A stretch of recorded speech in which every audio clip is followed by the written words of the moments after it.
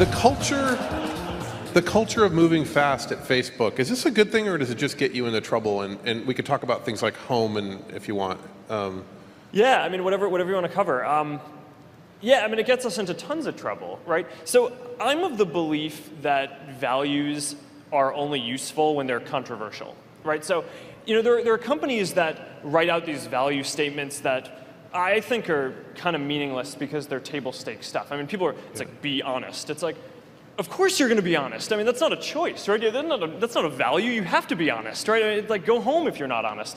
But if move fast is good because it's something that people can actually disagree with, right? And there are companies that don't move fast and that succeed, right? I mean, I think, you know, what I really mean by move fast is that I want to empower people at the company to try things out. And I don't demand that every iteration of what we release is perfect. What I want to optimize for is learning the most and having the best products 3, 5, 7 years from now, right? Which you can do by iterating quickly, getting feedback, learning, and going from there. And I mean, there are companies that have very different approaches than that. I mean, I think Apple would never launch something that didn't meet their perfection bar, and it served them incredibly well, right? So I think, you know, move fast is a very nice kind of, you can meaningfully disagree with it, and I think it leads to interesting outcomes. NSA.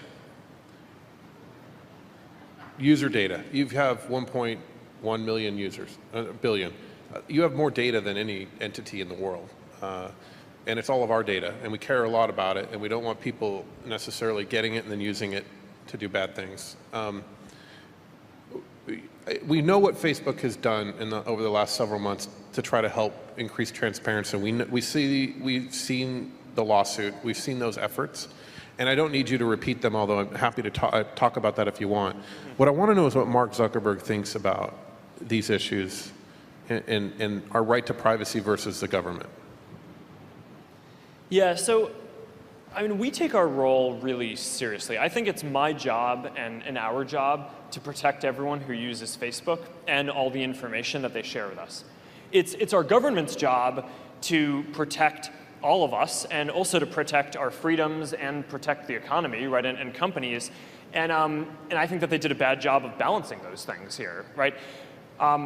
You know, so frankly, I think that the government blew it, right? I think that they blew it on communicating what they were, basically the balance of what they were going for here with this.